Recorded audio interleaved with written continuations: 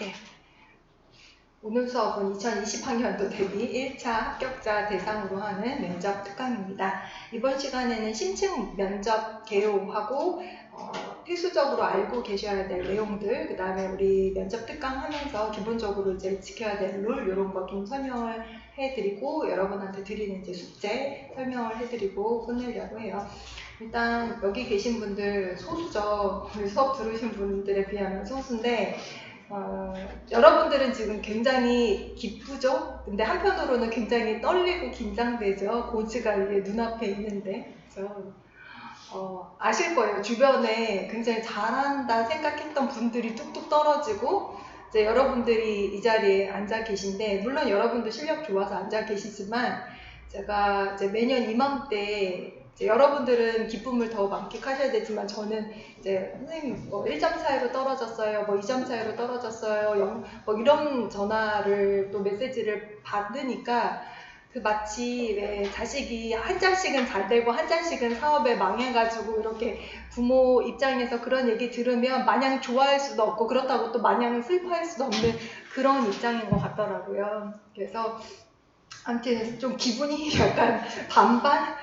좋았다가 이렇게 기분이 확 가라앉았다가 누가 합격했다는 이제 소식 전해주시면 또 기분이 좋았다가 좀 저도 힘들고 여러분도 사실 나름대로 힘들고 그래요.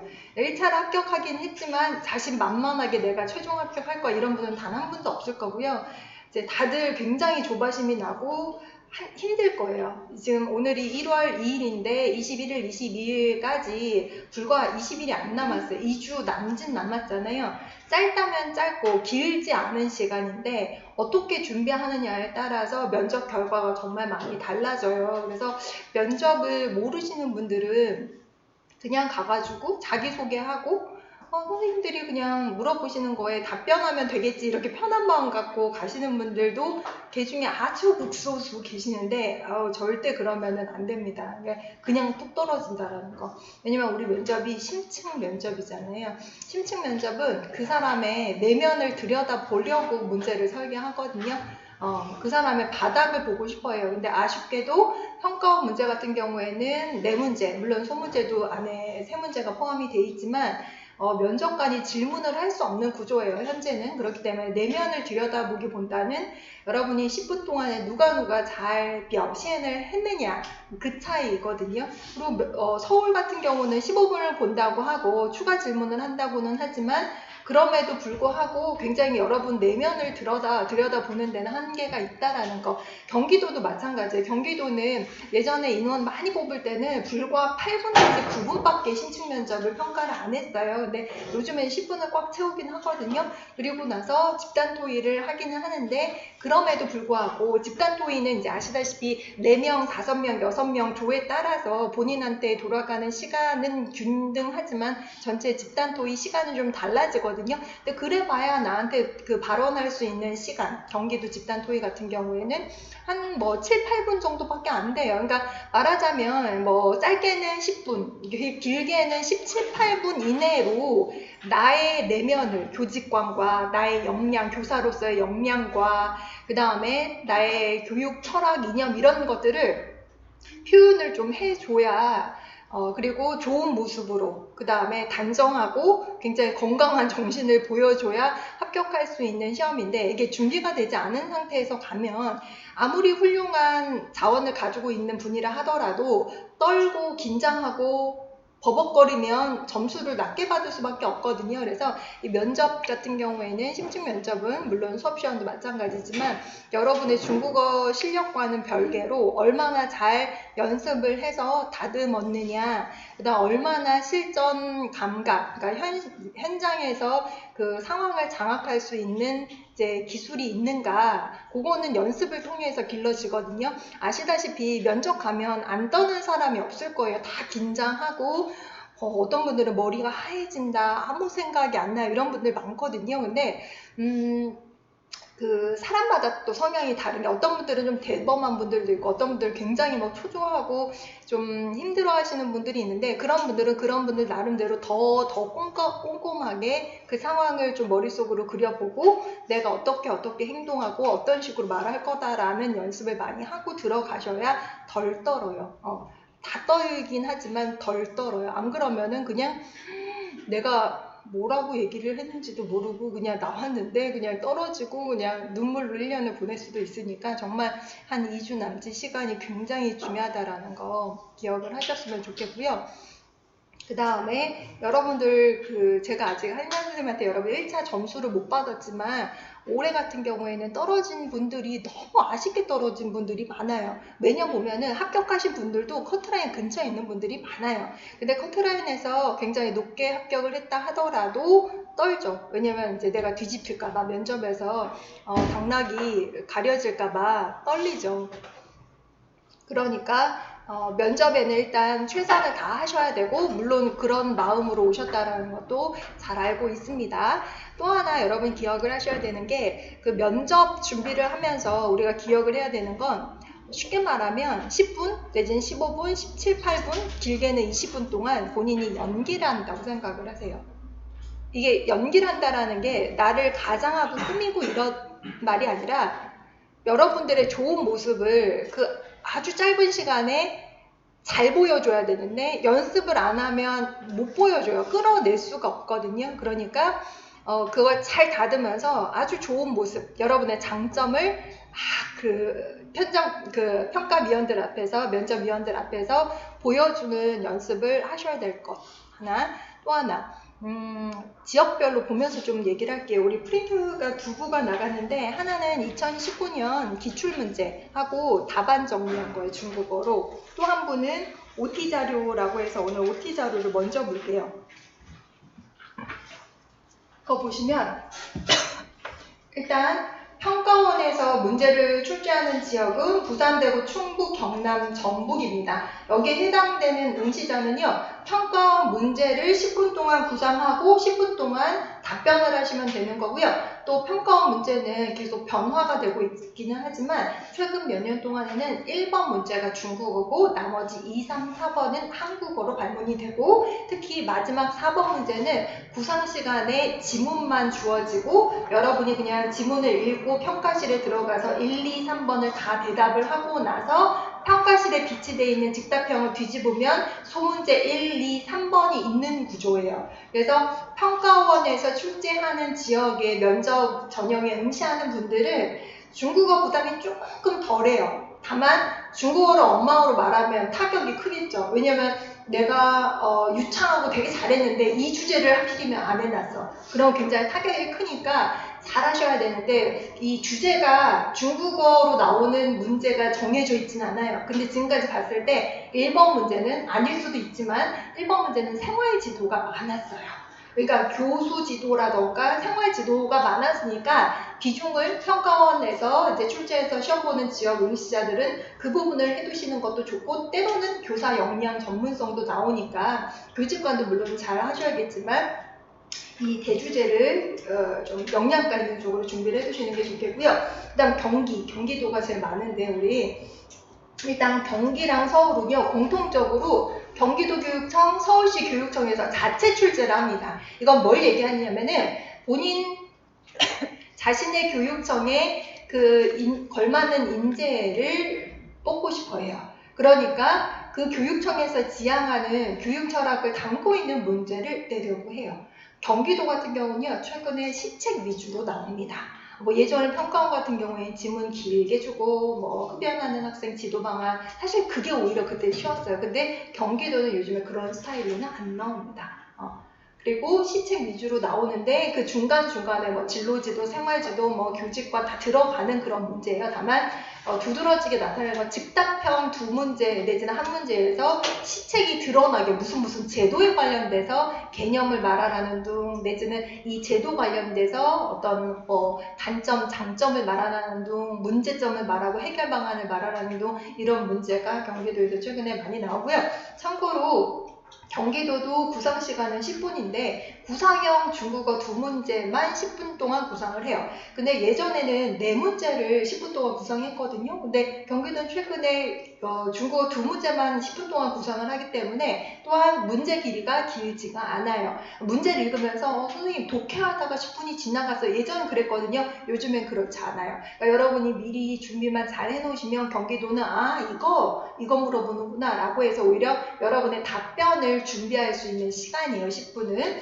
그 다음에 한국어 즉답형 두 문제는 평가실에 들어가서 앉아서 합니다. 서서 안 해요. 앉아서 하는데 구상형 두 문제 다 답변하고 나서 평가실에 비치되어 있는 즉답형 두 문제 한국어로 나오거든요.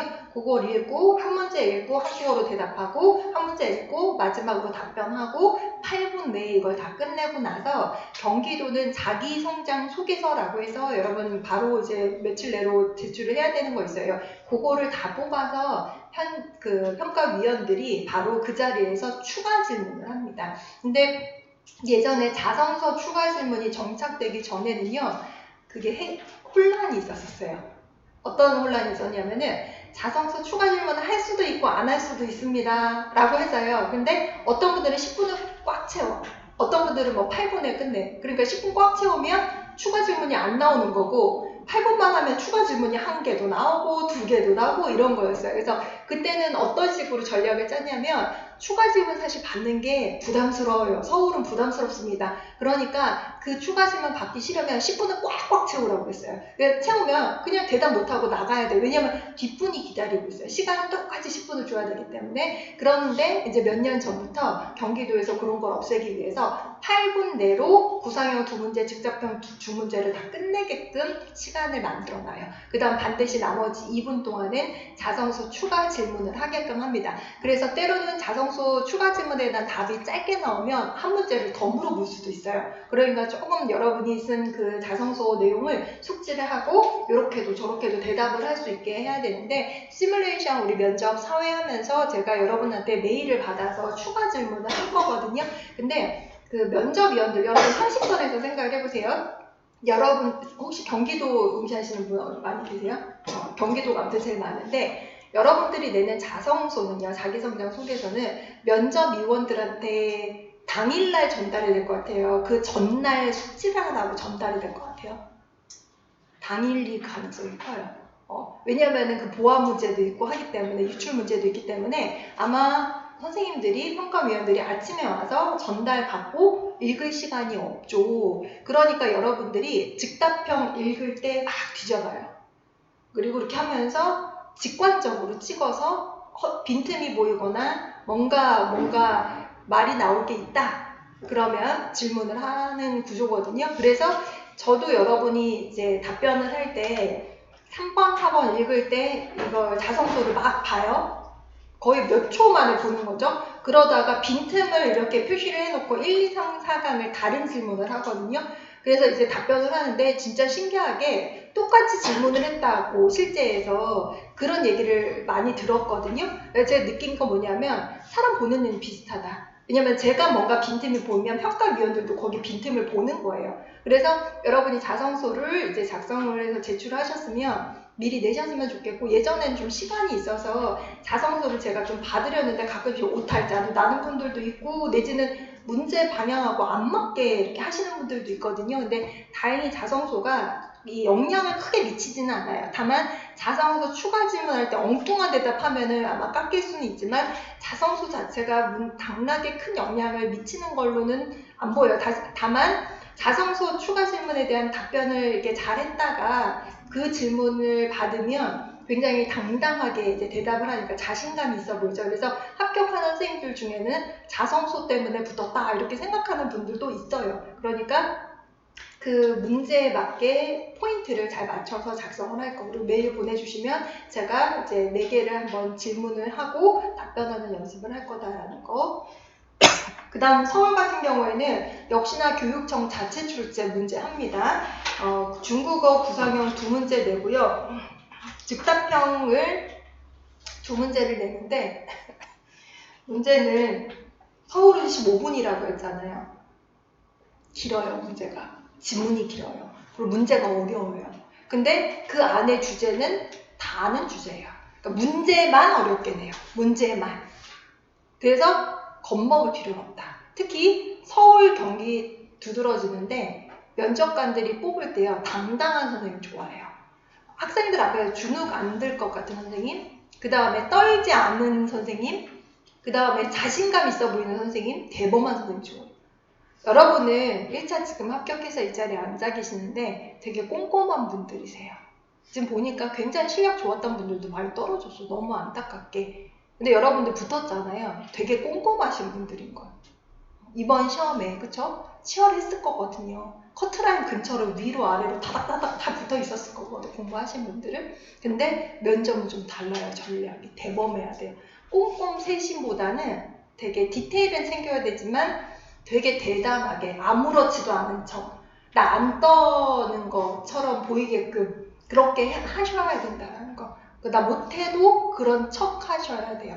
면접은 아시다시피 문 열고 들어가면서 나올 때까지 평가가 된다고 생각을 하시면 되거든요. 그래서 지금 올해 같은 경우에는 그래도 시간 여유가 있어요. 그러니까 여러분한테는 그래도 어떤 면에서도 장점인 것이 조금 더 받을 수 있는 시간이 되죠. 티오가 적은 대신에 예전에는 이렇게 장신구나 이런 거 신경 못 썼는데 이제 OT도 하게 되고 하니까 말씀을 미리 드리면 옷은요 미리 다 준비를 해두시는데 입어보세요. 어떤 분들은 짧아가지고 이렇게 하는데 여기 올라가서 수업 시간에 너무 신경 쓰여가지고 거슬려서 힘들었다는 분들 계시거든요. 귀걸이 하면 1.5배 예쁘대요. 귀걸이 내가 뭐 할까? 그 다음 머리는 어떤 모양으로 할까? 여러분들 공부만 하셔가지고 보면은 면접 때 오면은 화장을 하나도 안 하고 옷만 예쁘게 하고 막 여기 반짝반짝거리는데 물론 현장 가면 안 그러는데 이제 합격하고 오면 완전 대변신하고 오는데 면접할 때 이제 예쁘게 꾸미고 가는 거는 기본이에요. 아무래도 이렇게 면접위원들도 사람인지라 보면은 이렇게 환하게 웃고 밝고 이렇게 이렇게 말끔하니 그 미소도 짓고 이런 분들, 그다음 머리 정돈도 잘 된 분들 원하지. 그냥 공부만 한 고시생 뭐 그런 분들보다는 거칠하고 이런 분들 사람인지라. 그래서 귀걸이, 그다음 헤어 어떻게 할 것인지. 어떤 분들은 밤에 하고 자서 그대로 일어났대요. 어떤 분들은 새벽에 출장 메이크업을 받았대요. 아침에 미용실은 예약하고 가기 힘들잖아요. 근데 출장 메이크업은 새벽에 오니까 그런 분도 있어요. 속으로 극성이야 하는데 그렇게 해도 간절한 거지. 그러니까 면접은 간절한 분들이 붙습니다. 서울, 경기는 특히 면접에서 뒤집혀요. 그게 되게 안타까운 게 1차에서 정말 좋은 점수로 합격을 하셨는데 면접도 못했던 것도 아니야. 근데 뭔가 디테일을 못 챙겨서. 왜냐면 면접은 조건이 있잖아. 1차 때도 늘 말씀드렸던 것처럼 문제 잘 읽으세요. 아무리 답이 좋아도 문제에서 원하는 방향이 아니면 그냥 그건 오답이에요 했잖아요. 면접도 마찬가지예요. 그렇게 말도 잘하고 그래 아주 말끝마다 정말 알찬 내용들이라 하더라도 이 묻는 질문이 아니면 그건 오답이거든요. 그러니까 이제 그 답변 방향에 잘 맞게끔 답변을 하시고 그 다음에 복장 같은 것도 미리 신경을 쓰시고 어떤 분들은 뭐 빌리기도 하시고 하거든요. 새로 사기도 하고 어떤 분들은 조끼리 똑같은 옷을 맞추기도 하더라고요. 상관은 없지만 어떤 분들은 색깔도 신경 쓰시고 남자분들은 이제 양복 좀 없으면은 빌릴 수도 있고 근데 면접의 기본 그 있잖아요. 왜 청색 계통이 신뢰감을 준대요. 우리 보통 보면 닭까만색으로 입고 가잖아요. 근데 그게 크게 상관없을 것 같아요. 어떤 분들은 머리를 갖다가 막 튀기머리 해가지고 가면은 뭐지? 하고 이제 주목을 끈대요. 근데 그분들은 아무렇지도 않은 거거든요. 근데 또 합격해요. 또 환한 옷 입고 또 아무렇지도 않게 또 면접 봐서 합격해요. 근데 대다수는 90% 이상은 닭까만색 똑같은 스튜어디스처럼 이렇게 머리 이렇게 묶고 그 다음에 어두운 투피스 정장 이렇게 가는데 복장 규정이 따로 있지는 않습니다. 다만 아시다시피 교직 사회가 조금 보수적이잖아요. 너무 짧거나 막 파이거나 면접 보는데 다리를 쩍 벌리고 본다거나 이러면은 아무리 답을 잘해도 뭔가 좀 이 사람 이상하게 보일 수도 있다라는 거예요. 그래서 여러분이 그냥 우리 한국 사회에서 통념상 다들 뭐 예절 바르다 내지는 굉장히 좀 교사로서 품위가 있어 보인다 그런 복장을 하고 가시면 돼요. 어떤 분들은 그 구두 밑에다가 부직포까지 붙여서 소리 안 나게 이제 하는 분들도 있고 근데 어떤 학교는 그렇게 조심해서 갔는데 슬리퍼 신고 면접을 보는 경우도 있고 해서 준비를 다 해가지고 가세요. 그 무릎 담요도요. 처음에는 너무 춥다는 얘기가 많았어요. 그래서 우리가 이제 나중에 합격 선물 나눠줄 때 그 손난로 같은 것도 무릎 담요도 했거든요. 근데 민원이 아마 들어갔는지 그 다음부터는 훈훈하게 해놓는 거예요. 근데 그럼에도 불구하고 긴장되고 떨리면 춥거든요. 특히 평가실 예전에는 말도 못 복도에서 그냥 했어요. 요즘에 이제 교실에서 보는데 실제 시험장 가면 그러니까 추운데 떨리고 이러면은 막 손발 차갖고 덜덜덜덜 이러면서 나오는 거잖아요. 근데 혹시나 현장 가서 그럴 수도 있으니까 손난로 뭐 이런 무릎 담요 모든 거 다 준비하시고 또 하나 그 평가실 들어가기 전까지 대기실에서 대기하는 곳이 있는데 올해 같은 경우에는 전국적으로 많이 모집을 안 하기 때문에 대기 시간이 그리 길지는 않을 거예요. 근데 서울은 올해 6명 뽑는데 이제 9명 됐잖아요. 작년도 그렇게 크게 차이가 나지 않는데 뽑기 순서에 따라서 순서가 다르거든요. 근데 요거는 여러분의 지역의 공고문을 잘 보셔야 되는데 어떤 지역은 대기실 안에서 아무것도 못 봐요. 그 다음에 메모도 못해. 서울이 그렇거든요. 그러면 이렇게 앉아가지고 예를 들어서 내가 이제 6명 뽑는데 9번을 뽑았어요. 그러면은 머릿속으로 계속 시연을 돌리거나 면접을 계속 돌리는데 한두 번 하면 멀미가 날 것 같다 하더라고요. 여러분들 선배들이 그러더라고요. 그래서 그 남는 시간에 뭐 할 건지도 생각을 하세요. 내지는 여러분이 1번으로 뽑을 수도 있거든요. 빨리 하고 나올 수 있다라는 그런 생각도 미리 하셔야 되고 만약에 내가 저 뒷번호로 뽑았다. 뭐 이런 것도 생각을 하시고 내지는 그 도시락 같은 것도 준비를 해야 될 수도 있어요. 어떤 지역은요. 도시락 2개를 준비해야 되는 경우도 있어요. 그런 경우도 있습니다. 그리고 그날은 긴장이 되잖아요. 가끔씩 옆에서 우엉청심원 먹는 모습을 보나 봐요. 그러면 나도 갖고 올 걸 이런 생각 하는 분도 있는데 문제는 내가 한 번도 우황청심원을 안 먹었는데 저 사람이 먹는 거 보고 내가 먹는데 부작용 나서 늘어지니까 그러니까 본인이 이제 먹어보고 잘 맞는 그런 약을 미리 챙기셔야 되는 거. 요건 여담인데 세종은 올해 안 뽑잖아요. 세종 여러 해 동안 안 뽑았는데 몇 년 전에 세종을 치신 분이 있는데 그날 아침에 시험 방법이 막 바뀌었대요. 시험 시간이 막 늘려져가지고 장항사님들이 오셔가지고 민원 넣지 말라고 미안하다 하면서 입막음용으로 도시락을 사준 거예요. 수험생들한테. 근데 긴장돼서 도시락을 이분이 안 싸가지고 갔는데 그걸 받아 먹은 거야. 빡체해가지고 그때 면접 보러 들어가서 완전히 망해서 떨어졌어요. 그런 경우도 있으니까 이제 본인이 먹던 음식, 그 다음에 먹던 간식, 그 다음에 머릿속으로 그려보던 그런 것들, 뭐 쓰던 것들 그런 걸 여러분이 다 통제를 할 수 있어야 돼요. 제가 여러 번 얘기했잖아요. 어떤 분이 서울 응시자인데 펜이 없으면 불안해서 말을 못한대. 이해 안 되죠? 저도 이해 안 됐어요. 왜? 그냥 말해요. 그랬는데 이게 있어야 말이 나오는데 그런 분들 있어요. 근데 여러분도 뭔가가 있을 거예요. 본인만의 뭐, 그쵸? 근데 이게 없어도 말을 할 수 있게 해야 되는데 문제는 서울이 못 갖고 들어가거든요. 어쩔 거야. 떨어질 수 없으니까 맞춰야 되잖아요. 그래서 그런 상황을 여러분이 다 미리 머릿속으로 그리고 들어가는 게 좋다. 그 다음에 서울 같은 경우에는 추가 질문이 있어요. 아예 시간을 해놨어요. 전체 6분이에요.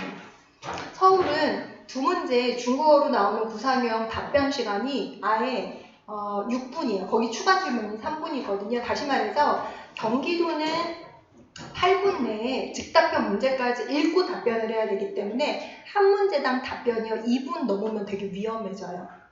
왜냐하면 즉답변 문제도 읽고 또 답해야 되니까 거의 1분 30초 되거든요. 근데 서울은 달라요. 서울은 지문이 길어요.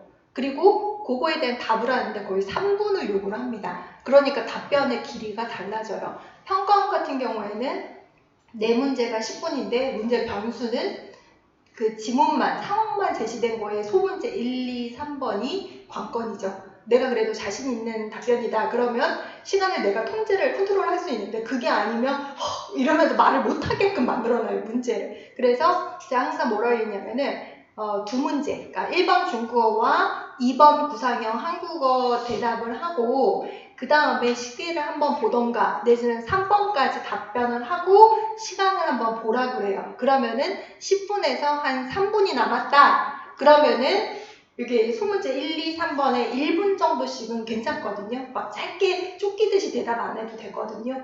내지는 뭐 시간 너무 많이 빨리 해서 한 4분 남았다. 그러면 좀 더 천천히 해도 되는데 만약에 대답을 다 하고 나서 4번 소문제를 보는 순간 시간을 잠깐 봤더니 1분 남았다. 완전 빨리 해야 되는 거예요. 세 문제를 1분 내에 해야 되니까. 그러니까 여러분이 시간 안배는 오로지 여러분의 몫이에요. 누가 끝났어 이렇게 안 해줘요. 가끔씩 몇 개 시도교육청에서는 알려줘요. 뭐 6분, 8분 이럴 때 알려주는데 그 평가 보는 데는 시도교육청마다 다르지만 시간 안배는 전적으로 자기 몫이라고 아예 해놔요. 왜냐면 이거 민원관이거든. 나 시간 몰랐다. 막 이럴 수 있거든요. 이 시계도 문제가 많은 게 예전에는요. 시계가 없었던 때도 있었어요.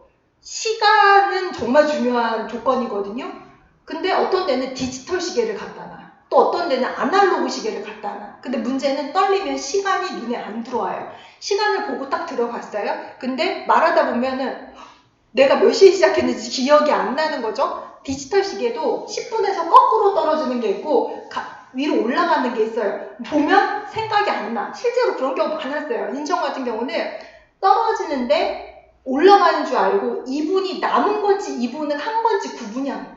2분은 되게 크잖아요. 2분을 하고 8분 남은 거와 내가 8분 하고 2분 남은 건 정말 차이가 많이 나는데 그분이 2분이 남은 건지 내가 2분을 한 건지 구분이 안 됐다고 할 정도면 그 상황이 얼마나 떨렸는지 이제 짐작을 해볼 수 있죠. 그러니까 거기에 시계가 있다고는 하지만 대부분은 아날로그 시계를 이제 가지고 연습을 하세요. 그래서 요즘에는 12시에 맞춰서 평가실에서 구상실에서 구상 끝나고 나서 평가실 들어갈 때 시계를 갖다가 딱 한번 누르면 이제 12시 10분에 끝나게끔 그렇게 해줘. 서울은 뭐 15분 하던가.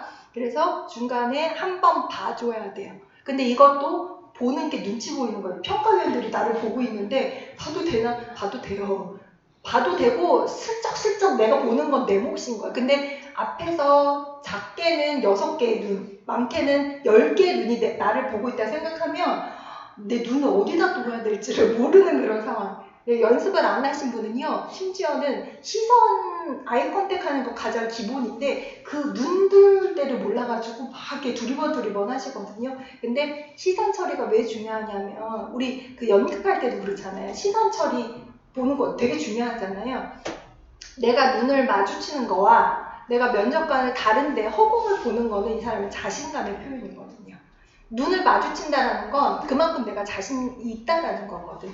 근데 그렇게 하기가 힘들죠. 왜냐하면 면접관들이 다 웃어주질 않거든요. 어떤 분들은 찌려보고 어떤 분들은 자는 것 같고 듣지도 않는 것 같고 누구를 봐야 되죠? 보지 마세요. 이제 안 마주치면 보지 마세요. 근데 나를 보고 웃어주는 분이 있으면 그분을 보고 같이 웃으면 돼. 근데 막 화난 모습으로 인상을 쓰면서 나를 보고 있는데 그분을 보면 내가 웃음이 안 나오잖아요. 그렇게까지 할 수 있다는 거 되게 대단한 거지. 그것도 한번 해보세요. 인상을 바짝 쓰고 있는데 여러분 가족하고 해도 돼요. 이거는 되게 면접은 또 재미있는 부분이 있는 게 중국어를 모르는 가족이라 하더라도 엄마, 아빠, 동생 이렇게 앉혀놓고 해본다 하더라고요. 수업 시험도. 면접도 마찬가지. 이렇게 해놓고서는 인상 쓰고 있으면은 내가 그분을 보면서 당당하게 내가 눈을 마주칠 수 있는가. 그런 것도 연습해보는 것도 다 면접의 한 부분입니다. 특히 눈을 마주치기 힘들다는 분들이 간혹 있어요. 그럼 미간을 보라고 그래요. 미간. 그러니까 눈을 이렇게 눈동자 보지 말고 미간을 보고 내지는 간혹가다 어떤 분들 뭐 가슴을 봐. 그러면 면접관들 다 알거든요. 시선이 왜 이쪽으로 와 있지 하니까 그러니까 뭐 이마나 이렇게 중간. 그러니까 면접관과 면접관 사이를 보는 것도 방법이에요. 왜냐면 이 사람은 옆 사람 보는 것 같고 옆 사람은 이 사람 보는 것 같거든요. 그래서 내가 자신이 없으면 이렇게 가운데로 이렇게 보고 그 사람의 눈은 피하고 그런 식으로 그것도 다 연습입니다. 되게 중요합니다. 그러니까 중국어 실력 플러스 알파 그 많은 필요한 요소가 면접에는 정말 많다라는 거 기억을 하시고 그 다음 대구는요. 평가원 문제 10분, 그 다음에 교육청 자체 출제 2문제를 10분 동안 보는데 그냥 통합 20분 동안 봐요. 그래서 아예 생활 지도와 인문 소양 문제를 내겠다고 대구는 박아놓고 있기 때문에 문제도 길어요. 그리고 어렵습니다. 그래서 이런 문제를 본다라는 거. 대구가 시간 자체는 제일 길어요. 올해는 그래요. 세종도 따로 보고 인천도 교육청 시험 문제 따로 보고 강원도도 따로 보거든요. 근데 올해는 세종, 인천, 강원을 안 뽑기 때문에 이제 그 선발하는 지역만 소개를 해드렸고요. 여기 그 표 안에 보시면 경기도는 집단 토의 20점, 개별 면접 20점 있잖아요. 그 집단 토의도 굉장히 배점이 중요하죠. 요거는 한국어로 합니다. 한국어로 해서 여러분의 정말 내면을 들여다보는데 처음에는 집단 토의할 때 이런 말이 있었어요. 그 조언이 중요하다. 조언 정말 중요해요. 평가실 이렇게 어떤 식으로 배점을 받았는지 중요한데 요즘에는 그 평가실 안에서 점수가 많이 나뉜대요. 그러니까 개별적으로 본다. 우리 뭐 모든 활동할 때 개별 평가하고 모든 평가한다 했던 예전에는 집단으로 평가를 주로 했다면 요즘에는 개별적으로 이 사람 내면을 자꾸 들여다보려고 하는. 근데 문제는 그렇다고 해서 나만 돋보려고 내 말만 하고 그러면 더 깎여요. 그래서 집단 토의 같은 경우는 기본적으로 지켜야 될 게 남의 말 잘 들어주고 그걸 개관해서 내 새로운 의견 제시하고 연결하고 뭔가 공감 경청하는 거, 논리적인 거 이런 거 굉장히 많이 보거든요. 그래서, 됐고 그 다음에 서울도 됐고 보면은 출제 범위 내용도 보면 교사 적성, 교직관, 인격 및 소양, 소통 지도 능력 이렇게 나와 있잖아요. 이게 되게 뜬구름 잡는 얘기 같지만 문제 보면 딱 요 안에서 나와요. 그러니까 문제가 요즘에 하나 꿀팁인데 경기, 서울 통틀어서 교사 전문성 역량할 때 가장 많이 언급되는 역량이 소통 능력. 소통이 안 되는 사람 되게 많나 봐. 동료관계 내지는 생활지도할 때 소통 능력이 부족하네요. 소통 능력을 갖춰야 합니다. 소통 능력을 갖추기 위해서는 어떻게 해야 합니다. 라는 답이 굉장히 많아요. 평가원도 마찬가지입니다. 그 다음에 대본을 이렇게 보시고 그래서 경기도 응시자는 자성소를 메일로 주시고 없으면 그냥 8번에 끝나는 거고요. 주시면은 제가 추가 질문까지 하겠습니다. 두 번째 페이지 보세요.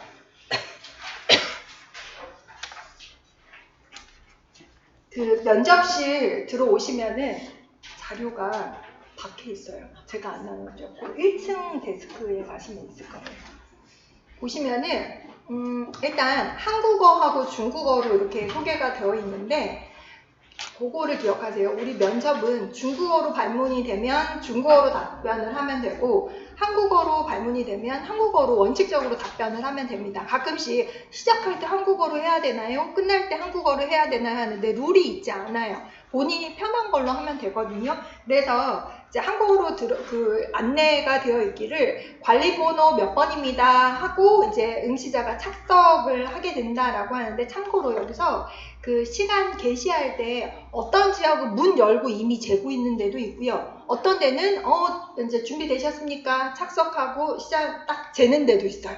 그러니까 여러분이 이것도 다 감안을 하고 들어가셔야 되는 게 내가 응시하는 지역이 문 열고 들어가서 시간이 시작이 될 수도 있고 내지는 여유 있게 앉아서 시간을 재줄 수도 있다라는 걸 감안을 하셔야 되는데 감안을 안 하면 당황해요. 갑자기 시간이 지금 30초 지났어 이러면 또 무너지기 때문에 그러려니 하세요. 그러려니 하고 보세요. 중국어로 표현되는 건 各位考官大家好 내지는 各位考官您好我是汉语科目的몇 번考生 이런 식으로 대답을 하면 되는데 여러분이 편한 걸로 하셔도 됩니다. 이거를 중국어로 했다 한국어로 했다고 당락이 결정되는 건 아니기 때문에 크게 상관은 없어요. 그 다음에 심층면접 처음에 시작할 때 서울, 경기, 평광 공통적으로 1번 문제는 중국어부터 시작을 해요. 올해 갑자기 바뀔 수도 있어요. 하지만 지금까지 몇 년 동안 항상 중국어 먼저 하기 때문에 그냥 现在我开始回答面试问题 하고 대답을 하시면 돼요. 내지는 한국어로 올해 갑자기 바뀌어서 한국어로 나와있다. 지금부터 면접 답변 시작하겠습니다. 하면 돼요. 근데 그걸 갖고선 또 무너지는 분이 있어요. 연습을 하고 들어가시면 돼요. 어떤 상황이나 돌발 상황이 있거든요. 특히나 우리 면접은요. 모호하게 가르쳐줘요. 지금 출제 범위도 모호했잖아요. 그 중국어 출제 퍼센테이지도요. 일정 부분을 중국어로 실시, 그러니까 외국어로 실시. 처음에는 2문제 받았어요. 처음엔 3문제, 2문제, 지금 1문제로 줄어들었거든. 근데 올해까지는 일정 부분을 중국어로 실시한다고 되어 있기 때문에 중국어 분명히 나올 거예요. 근데 몇 년 동안 봤을 때 1번 문제가 중국어다. 서울 경기는 2번까지가 중국어다라는 거. 그 다음 답변 시작할 때는 现在我开始回答第一题 하고 대답을 하던가 现在我来回答第一题 라고 하던가 답변 시작하면서 针对这种情况或者这种问题我会采用以下解决方案 하면서 말을 하던가 在这种情况下我会用这些方法来指导学生 하던가 在第一题提到的情况下我会采用以下解决方案 하던가 그 다음에 이어서 接下来我开始回答第二题 이런 식으로 답변을 하시면 돼요. 다만 이제 평가 같은 경우에 2번 문제부터 한국어기 때문에 한국어 시작할 때는 뭐 2번 문제 답변하겠습니다 해도 돼요. 그러니까 이 중간중간 멘트는 여러분이 괜찮다 생각하는 걸 하셔도 됩니다. 거기에 룰이 있지는 않아요. 그 다음 마지막 그 답변할 때 最后我开始回答第四题 하거나 평가원은 마지막 문제 답변 드리겠습니다. 대신에 마지막 문제가 소문제 1, 2, 3번이잖아요. 그러면 소문제 1번 답변 드리겠습니다. 소문제 2번 답변 드리겠습니다. 소문제 3번 답변 드리겠습니다. 이렇게 답변을 하거나 서울 같은 경우는 추가 질문이 있어요. 그러면 평가위원들이 추가 질문하면 그냥 팍 대답하는 게 아니라 추가 질문 답변 드리겠습니다. 내지는 질문을 받고 사실 생각을 좀 해야 될 수도 있잖아요. 뭐라 안 해요. 그러면 잠시 생각하고 답변 드리겠습니다 하고 한 3, 4초 정도 내지는 잠시 생각을 정리한 후 말씀드리겠습니다 하고 한 3, 4초, 5초 정도 생각하다가 추가 질문 답변 드리겠습니다 해도 괜찮아요. 뭐라 안 해요. 근데 떨리니까 5초 안에 뭘 생각하겠냐고. 대신에 갑자기 나왔다가 다시 해도 될까요? 그러지 말라는 거예요. 다시 해도 될까요는 없어요. 아무도 대답도 안 해줘. 그러면 다시 하겠습니다. 이러고 하면 돼요. 혼자 북치고 장구치고 화난 표정으로 날 봐도 웃어줘야 되고 그렇죠? 혼자 좋은 모습을 보여드려야 돼요. 그 다음에 한국어 멘트는 여기 있는 대로 1번 문제 답변 드리겠습니다. 다 한 다음에 마무리는 뭐 이상 답변을 마치겠습니다. 이런 식으로. 소문제 있을 경우에는 이렇게 그냥 第二道题的第一小题 이렇게만 얘기를 해도 되고 내지는 第二道题的第一个小问题 이렇게만 해도 되고 서울은 있을 수 있어요. 서울은 그런 소문제가 나오기도 하거든요. 그 다음 평가원도 소문제가 나와요. 중간중간에 1번 이 교사한테 필요한 자질을 말하고 2번 이 교사로서 자신이 이 자질을 갖추기 위해서 어떤 노력을 했는지 말하고 3번 앞으로 향후 계획을 말해보세요 라고 할 경우에 연습을 안 하신 분들은 뭉뚱그려서 말하는데 제가 자꾸 1번 문제 답변 드리겠습니다. 2번 문제 답변 드리겠습니다. 이 얘기를 왜 자꾸 하라 그러냐면은 글이 아니고 듣는 거잖아요. 평가위원들도 앉아서 그분들도 긴장하거든. 남의 인생이 달린 거잖아. 함부로 채점하면 안 되잖아요. 잘 들어야 되잖아요. 근데 문제는 그렇게 표시를 안 해주면 말했나? 안 했나? 확인도 못해. 했어요? 말했어요? 할 수가 없어요. 점수를 깎아버리면 서로 확인도 못해. 1차 지필은요. 내가 뭐 틀렸는지 열람할 수 있는 기간에 열람하면 돼요. 근데 2차는 여러분 말하고 나면 끝이에요. 어느 드라마에서 답도 없는 임용고사를 계속 볼 거예요. 근데 면접 진짜 답도 없고 이게 몇 점 맞았는지도 몰라요. 그러니까 이게 객관적으로 평가가 됐는지 안 됐는지 몰라요. 그러니까 내가 감점 당할 요소를 제거를 하면 돼. 감점 당할 요소가 뭐냐? 말했나? 소문제 말했나? 이런 걸 막기 위해서 1번 문제 말하겠습니다. 2번 문제 말하겠습니다. 지금 이건 얘기를 하고 있구나라는 게 인지가 되거든요. 평가원도 마찬가지예요. 맨 마지막 소문제 1, 2, 3 꼭 나와요. 최근에는. 그러면 1번 문제 말하겠습니다 라고 해야 되는데 그냥 뭉뚱그려서 말하면 평가위원들이 머리를 써야 돼. 1번이구나. 지금 2번이야. 3번인가? 2번이야. 3번이야. 이러면 점수가 잘 나갈 수가 없어요. 1차 평가, 지필평가 볼 때 제가 누누이 말씀드린 게 답안을 친절하게 쓰라고 던지지 말라고 했잖아요. 채점하는 사람들이야 점수를 잘 못 줘요. 근데 그 면접 평가도 마찬가지예요. 여러분이 분명하고 간명하게 말을 안 하면 듣는 사람이 머리를 쓰고 사고를 하고 가려들어야 돼. 그러면 점수가 잘 안 나갈 수밖에 없어요. 사람인지라. 그렇죠? 그러니까 친절하게 답변할 것. 또 하나 여러분이 답변을 할 때 답을 앞에다 둘 것. 그러니까 가끔씩 그래요. 미래교육에서 인간과 로봇 중 누가 학생을 가르쳐야 된다고, 학교 교육을 해야 한다고 생각하십니까? 라는 문제 나왔었잖아요. 2019년도에. 그러면은 누구는요, 뭐라 하고 끝에 들어봐야 결국은 인간이 하라는 거를.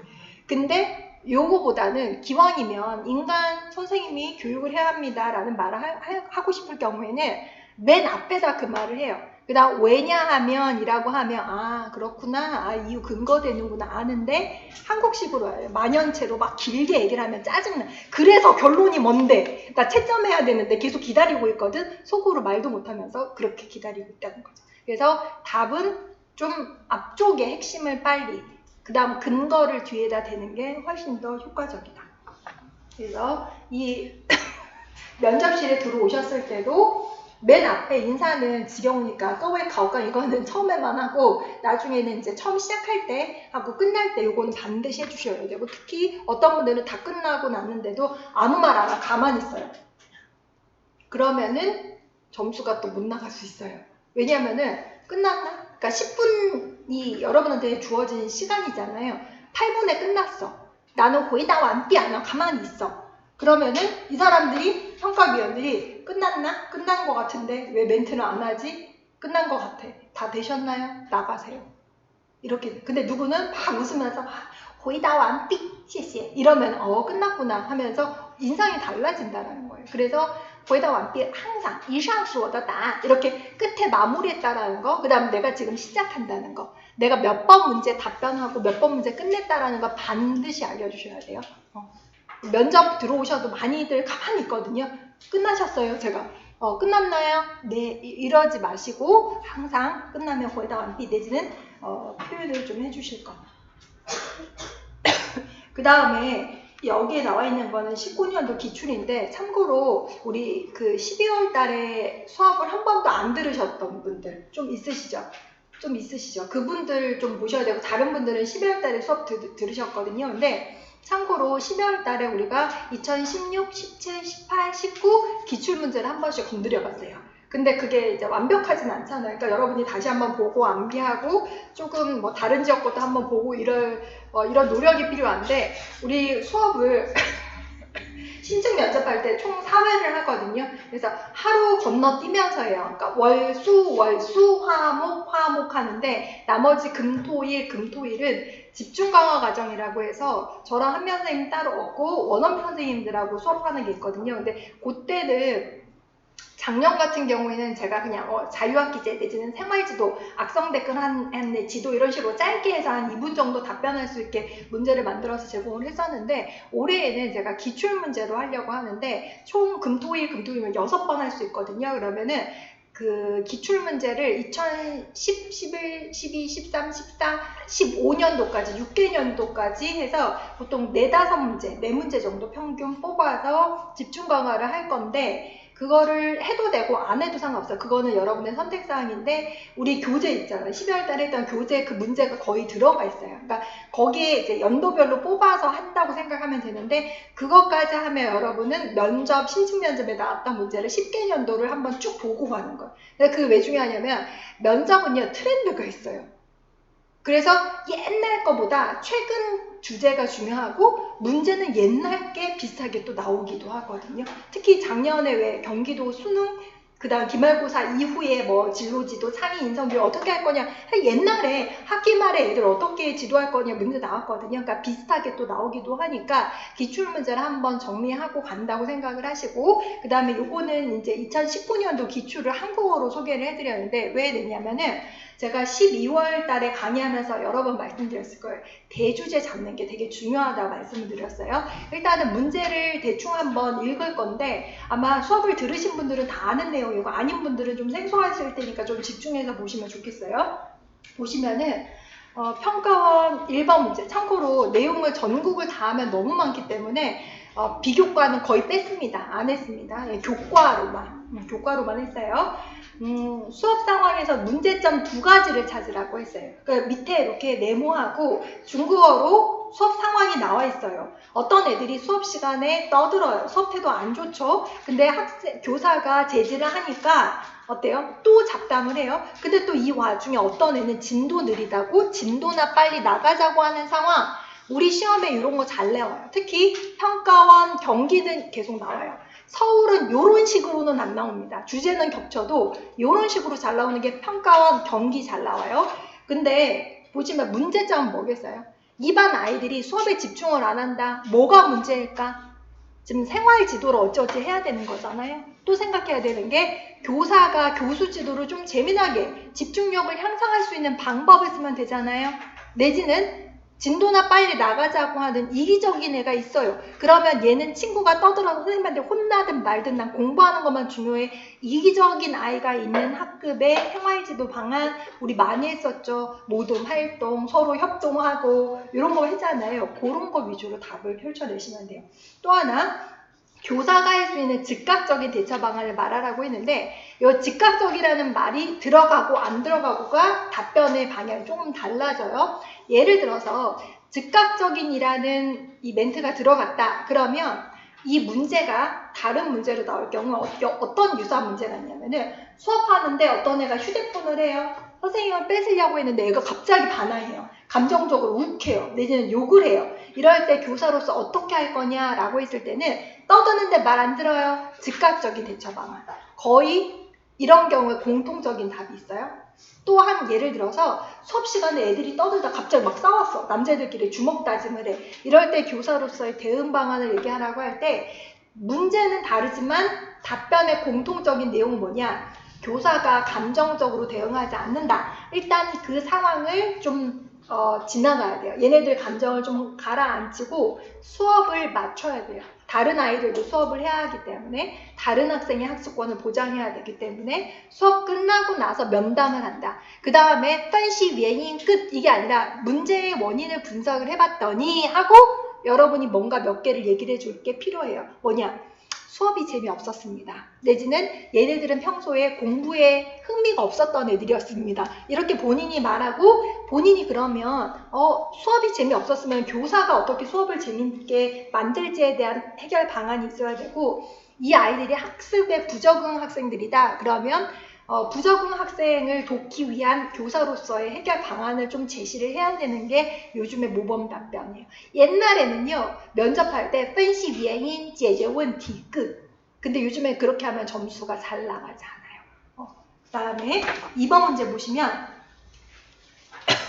주제는 통일교육이었는데 통일이 된 지 3년이라는 그 상황을 가정을 하고 함경도의 교사 수가 부족한 경우에 본인은 정보 신청을 해서 함경도 북한으로 갈 건지 안 갈 것인지 작년에 시험 보신 분들이 다들 하나같이 하는 말씀이 왠지 가야 한다고 말해야 될 것 같은 분위기? 안 간다고 하면 떨어질 것 같은 분위기? 근데 상관없습니다. 이게 가고 안 가고는 본인 선택인데 중요한 건 이유. 우리 이런 문제를 왜 딜레마 문제, 제가 그러잖아요. 선택 문제인데 선택 딜레마 문제는요. 평가원은 꼭 나와요. 서울도 꼭 나와요. 경기도는 나올 수도 있고 안 나올 수도 있어요. 왜냐하면 경기도 문제 자체가 짧기 때문에 2분 내로 답변해야 되기 때문에 되게 어려운 문제를 잘 안 내요. 오히려 더 간결한 문제가 나와요. 예전에 나왔지만 그러면 선택의 정답이 있진 않아요. 대신에 그 근거가 더 중요해요. 정보 신청을 할 경우에는 그야말로 교사 사명감 쪽으로 얘기를 하면 되는데 왠지 거짓말하는 느낌을 지울 수는 없어요.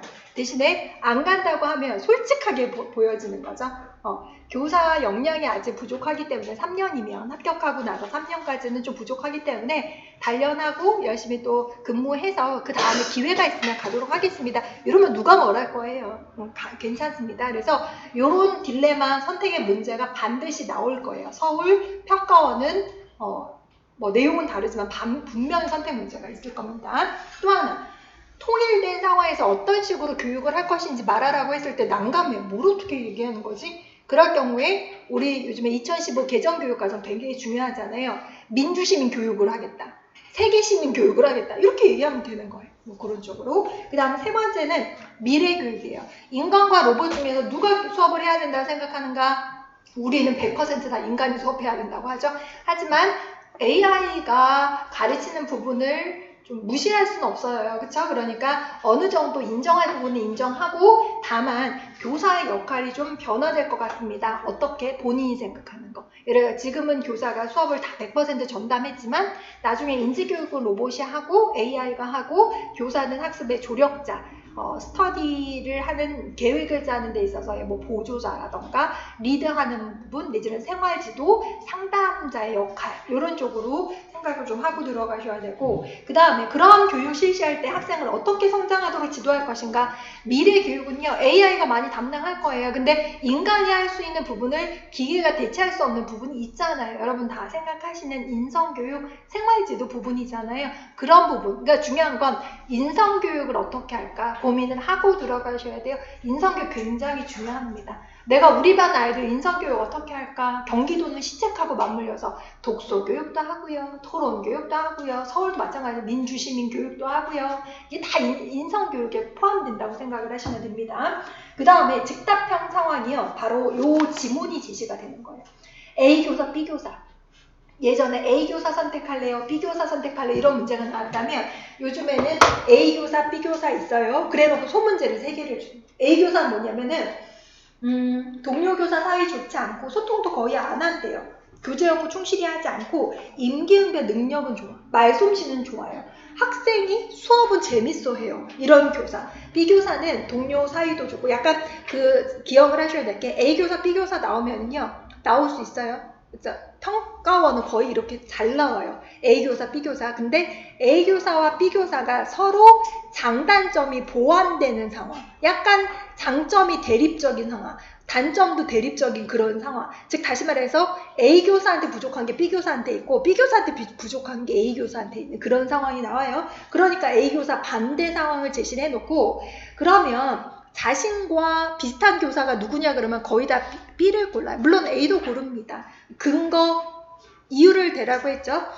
참고로 1번 문제는요. 조금 쉽게 나와요. 쉽게 나온다는 게 무슨 말이냐면 답변이 짧아요. A와 B 중 선택하라 그러면 저는 B를 선택하겠습니다. 저는 좀 뭔가 소통도 잘하고 뭐 사람 관계도 참 좋은데 제가 아직까지 교수 경험이 많지 않아서 학생들의 만족도가 좀 낮을 것 같습니다. 그러니까 거의 다 B 유사하게 고르고 답변도 길지가 않아요. 근데 두 번째는 뭐냐면은 자신이 선택한 교사를 교사 역할, 임무 측면에서 비판도 하래.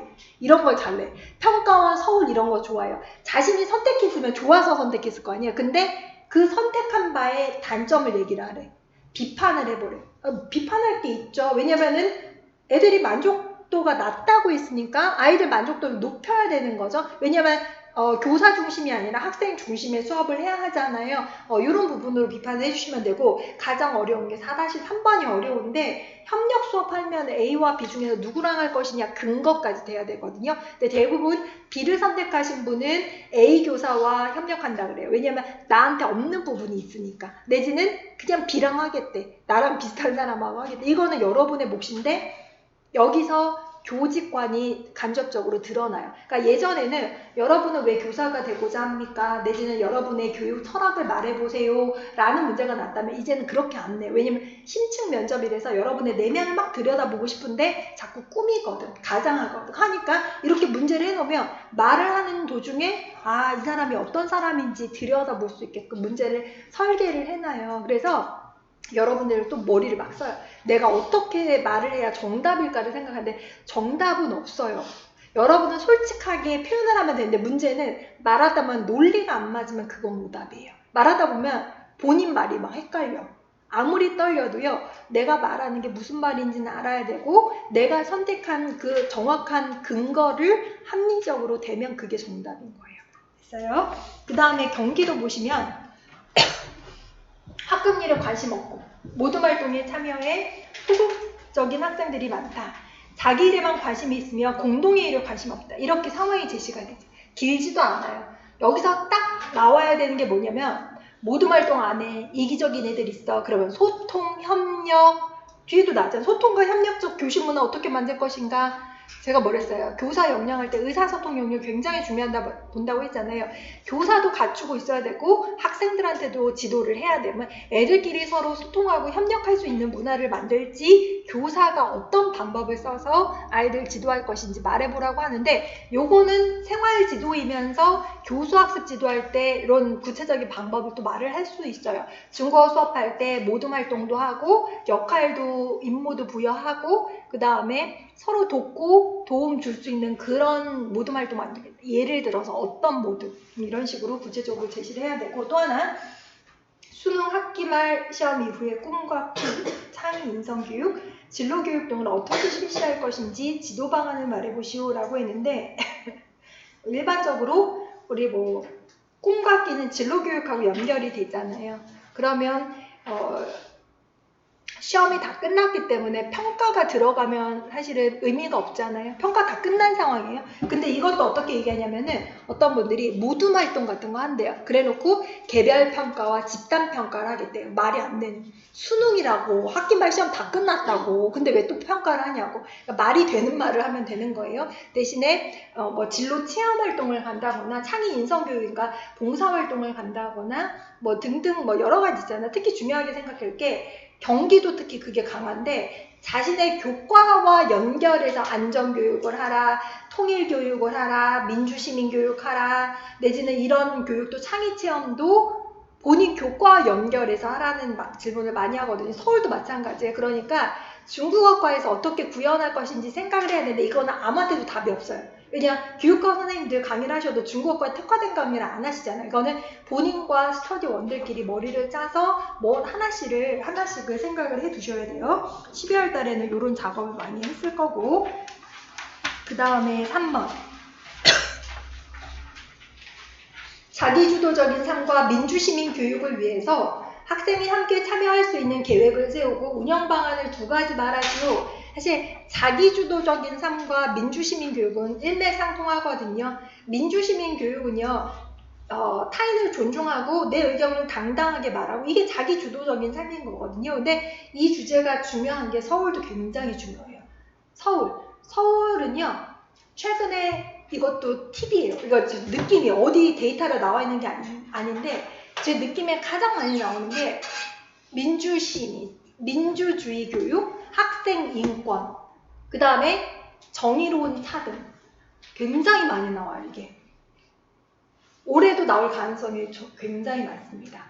그러니까 여러분이 문제를 보실 때 이거 경기권에 내가 안 봐. 이게 아니라 다 돌고 돌아요. 전국계.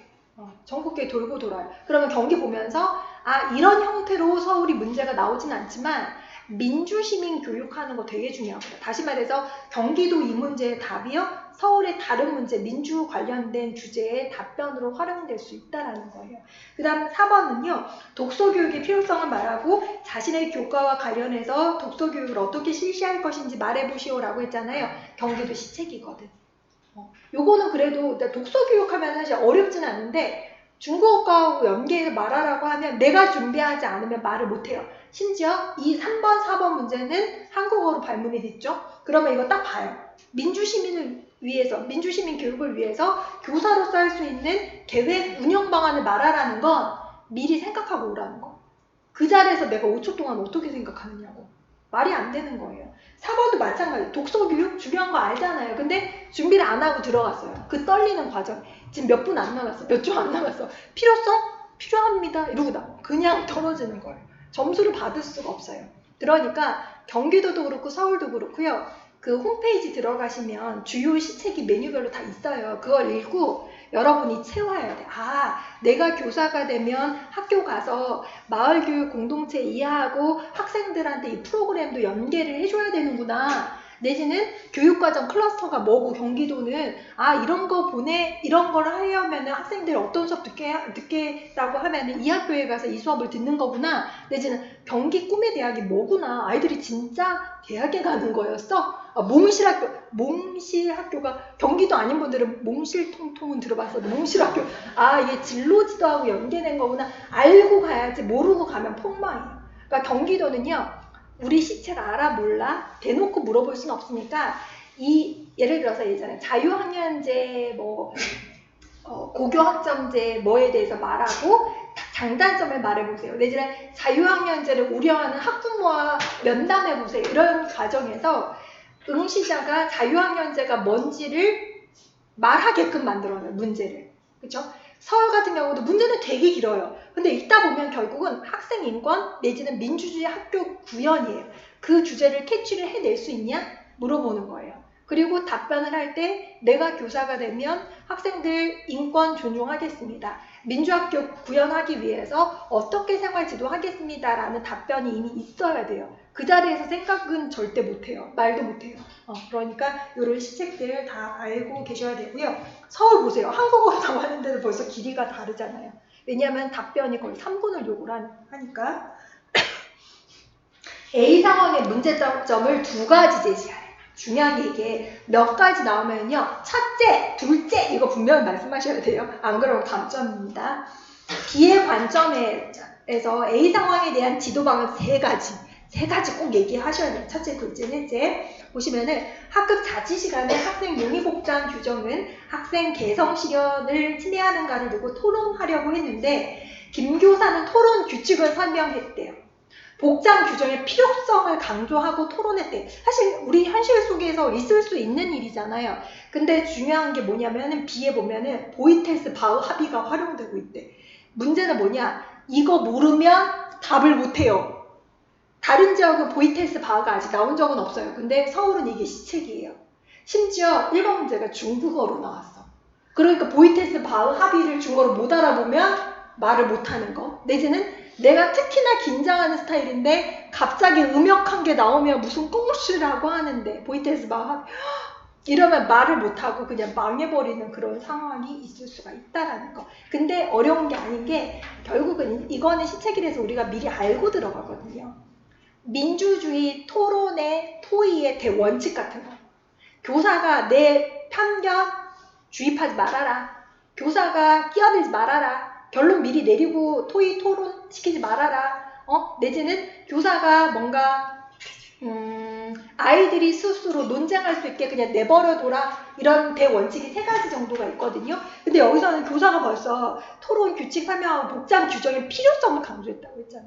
근데 주제가 학생 용의 복장 규정 관련된 건 학생 개성 실현을 침해하는가 안 하는가 이런 거에 관련돼서 토론을 한다고 했는데 뭔가 필요성을 강조했다는 건 교사의 생각을 이미 학생들한테 주입을 한 거잖아요. 근데 문제는 토론이 시작되자 규정이 권리를 침해한다는 소수학생 의견이 발언을 독점했대. 서로 공평하게 발언의 기회를 줘야 되는데 누군가 독점한 것도 문제죠. 그 다음 결국 토론은 권리를 침해한다는 쪽으로 마무리되었다. 토론 후 한쪽은 토론에 승리했다고 의기양양하고 다른 한쪽은 자신의 발언이 무시되었으며 화를 냈다. 토론은 누가 승리하고 무시당하려고 하는 게 아니잖아요. 토론의 취지를 잘 모르고 진행을 한 거죠. 그러니까 민주주의의 토론의 원칙을 서로 모른 채 교사도 모르고 학생들도 이해를 못했다는 거죠. 이런 게 나와요. 이거는요. 주제를 뽑자면 민주주의 학교 교육, 민주시민 육성 관련돼요. 그러니까 경기도 민주시민 교육 나왔죠. 서울도 민주시민 나온 거예요. 이름만 보이텔스 바흐 합의가 나온 거지. 2번 보면 담임교사로서 4가지 유형별 학생 지도방안 말하라고 했는데 이런 게 자주 나와요. 평가원도 중요한 게 항상 이 학급에 이런 애들이 있다 그러면요. 단순한 어떤 종류의 아이들이 나온 게 아니라 이기적이네, 소극적이네, 뭐하네 이렇게 좀 이질적인 집단이 제시가 돼요. 여기도 보면 대학 진로가 목표고 학교 생활 성실히 하는데 장래 희망이 미정이다. 다만 여기에 조금 특이한 게 인원수가 14명이 나왔어요. 그러니까 이 반 아이 한 반 정도는 그래도 성실한데 장래 희망이 없어. 그럼 여기서 여러분 캐치를 얼른 해내야 될 구상 시간에 뭐죠? 진로지도 필요. 그러니까 진로지도 내가 어떻게 할 것인지 준비된 답을 다다다닥 해줘야 되는 거고 학습 흥미 없고 무기력하고 수업 시간에 잠자거나 다른 생각한다. 무려 9명이나 되네요. 그러면 수업을 재미나게 학생들 수업 집중력 향상 방안 우리가 외웠던 거 다다다다. 그 다음 주의력 결핍 불안 학교 부정은 참 많이 나오죠. 감정 조절 못하고 폭력성 있는 아이들 수업 방해하는 2명은요 소수잖아요. 이런 아이들 특별 관리 면담하고 관심 기울이고 해야 되는 거죠. 라는요 특수교육 대상자라고 해서 경도 지적장애라고 했잖아요. 이런 아이들이 서울에 잘 나와요. 서울에 보면 문제 요 직전 연도에는 聾야学生 귀가 좀 안 좋은 아이 선생님이 요 앞에 앉히고 통합교육에 대해서 잘 나와요. 왜냐하면 서울에서 잘 나오는 주제 중에 하나가 정의로운 차등이라고 했잖아요. 그래서 조금 부족한 애들을 자꾸 등장시켜. 그러면서 선생님은 어떻게 할 건지를 자꾸 물어보는데 중요한 건 서울은요. 답변이 거의 3분, 한 문제당 3분이기 때문에 문제를 단순하게 안 던지고 복합적으로 돼요. 그러니까 이 문제도 봐도 진로교육도 해야 돼. 주의력 집중 방안도 얘기를 해줘야 돼. 그 다음 문제 학생들 생활지도 방안도 얘기를 해줘야 돼. 통합교육 관련돼서 얘기도 해줘야 돼. 이걸 구상 시간에 어떻게 구상을 하느냐고. 구성을 하고 짜깁기를 해야지. 그쵸? 그래서 준비됐던 주제를 여러분이 쓰면서 암기됐던 걸 해야 되는데 여기까지가 중국어로 나왔다는 거. 한국어 아니었어요. 서울은 중국어였어요. 그 다음에 세 번째, 기능론적 관점과 갈등론적 관점의 특징을 말하고 처음으로 교육사회학에서 나왔어. 이거는 한국어로 나왔거든요. 근데 이거는 서울의 특징인데 전무후무하게 이런 문제가 나온 적이 없어요. 서울이 처음 나왔어. 근데 여러분이 교육학 해가지고 더 잘 알잖아요. 근데 다행히 이게 이제 한국어로 나와서 한국어로 말을 하는데 문제는 내가 교육학을 들으면서 그냥 머릿속으로 주입한 게 아니라 나는 기능론적 관점자인데 이렇게 생각을 하고 있어야 되나요? 그래야 답이 딱 나오지. 아니면은 뭐지 모르겠는데 이렇게 뭘 요구하는 거지? 정답이 뭐지? 이렇게 생각하는 순간 이미 시간이 지나가 버려요. 그래서 다들 기능론적 관점을 많이 선택은 합니다. 대신에 뭐라고 했어요? 서울에서 잘 내는 문제 특징 중에 하나가 선택은 했는데 그 선택한 관점에서 드러날 수 있는 한계점 두 가지를 말하는. 더 나아가서 한계점에 대한 보완책도 얘기하라는 문제가 나올 수도 있어요. 그러니까 여러분 중요한 게 면접을 그냥 예전처럼 암기만 해서 할 수 있는 시대가 아니에요.